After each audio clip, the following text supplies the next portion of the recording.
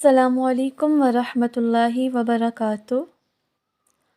اللہ تعالیٰ جس نے ہمیں پیدا کیا، اس نے ہم انسانوں کی ہدایت کے لیے، ہم انسانوں کی رہنمائی کے لیے ایک کتاب نازل کی کہ زندگی کیسے گزارنی ہے، تعلقات کس طریقے سے بنانے ہیں، دنیا میں کس طریقے سے اپنے دنوں کو گزارنا ہے۔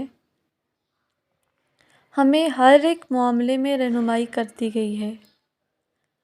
ایک چیز ہے نا جس کو میں بناتی ہوں اپنے ہاتھ سے، تو مجھے پتہ ہوتا ہے کہ یہ چیز کیسی ہے۔ اس کے بیچ میں نے کوئی اگر لیٹس سپوز میں نے کھانا بنایا ہے، کوئی سالن بنایا ہے، تو مجھے معلوم ہوتا ہے کہ اس میں نے کون سی چیز کتنی مقدار میں ڈالی ہے، تو اس کا رزلٹ کیا ہوگا۔ تو ہم انسان، ہم جو مشین ہیں ایک، اس کو بنانے والی اللہ پاک کی ذات ہے۔ اس رب کی ذات کو پتہ ہے کہ اس مشین کا جو نظام ہے وہ کس طریقے سے چلے گا، اور اس انسان کو کہاں سے خوشی ملے گی، کون سے کام اس کے فائدے کے ہیں، کون سے کام اس کے نقصان کے ہیں۔ یہ سب اللہ پاک نے اپنی طرف سے کتاب ہماری طرف بھیجی، جس میں میرا ذکر ہے، جس میں آپ کا ذکر ہے، اور اس میں یہ ساری باتیں ہمیں بتا دی۔ قرآن ایک کتاب ہدایت ہے، ایک کتاب رہنمائی ہے۔ اس کتاب کو ہم نے اپنی زندگی میں کھولنا ہے۔ بہت سارے لوگ ایسے ہوتے ہیں، ایسی قسمت کے یہ کتاب ان کی زندگی میں مرنے کے بعد کھلتی ہے۔ ان کے مرنے کے بعد لوگ ان پہ پڑھتے ہیں فاتحہ، حالانکہ وہ فاتحہ زندگی میں پڑھنے کی چیز ہے۔ اس فاتحہ کو زندگی میں ہم نے پڑھنا ہوتا ہے تاکہ ہمیں پتہ چلے کہ اللہ پاک ہمیں کیا بتا رہے ہیں۔ ہر روز جو 5 وقت کی نماز کی ہر رکعت میں جو سورۃ فاتحہ ہم پہ لازم کر دی گئی ہے، کبھی اس پہ غور تو کریں۔ اس کو ہم لوگ 120 کی سپیڈ سے کیوں پڑھ جاتے ہیں؟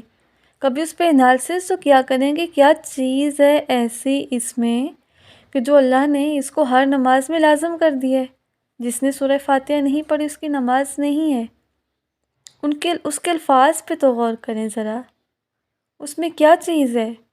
پوری زندگی گزارنے کا طریقہ، ایک پیٹرن اللہ نے بتا دیا ہے، اپنی پہچان بتا دی کہ میں کون ہوں، تم کون ہو، کیوں دنیا میں آئے ہو، قیامت کیا ہے، بندگی کیا ہے، سیدھا راستہ کیا ہے، ہدایت کیا ہے، گمراہی کیا ہے، انعام کیا ہے، سزا کیا ہے۔ یعنی کہ آپ کی پیدائش سے آپ کی موت اور موت کے بعد کے حالات اور جنت تک سب کچھ اس سورۃ فاتحہ میں بیان کر دیا گیا ہے۔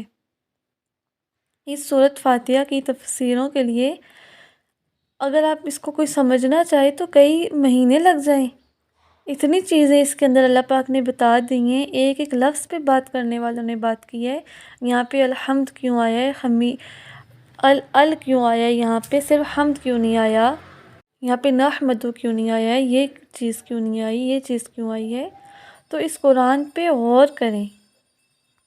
بہت سارے لوگ ایسے ہیں جو قرآن کو سمجھتے نہیں ہیں، جن کو یہ غلط فہمی ہوتی ہے کہ اگر اس قرآن کو کھولا، اگر اس کو سمجھا تو ہماری زندگی مشکل ہو جائے گی، یا ہمیں عمل کرنا ہوگا اور اس سے ہماری زندگی مشکل ہو جائے گی۔ واللہ یہ کتاب ایسی ہے جو زندگیوں کو آسان کرنے والی ہے، جو ہمارے اوپر سے اتنے بوجھ اتارتی ہے جن کے نیچے ہم دبے ہوئے ہیں، جن بوجھوں کے اندر ہم کھل کے سانس نہیں لے سکتے، وہ بوجھ ہم سے اتارتی ہے۔ اور اس قرآن نے اتارے ہیں، قوموں سے وہ بوجھ اتارے ہیں۔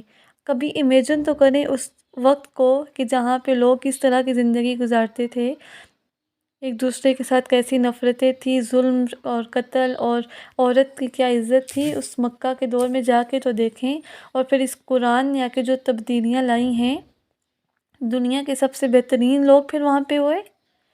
تو صرف میرے کہنے کا مقصد آج یہ ہے کہ اس کتاب کو اپنا سمجھیں، اس کو اپنا سمجھے تو صحیح۔ اس کتاب میں ہمارا ذکر ہے۔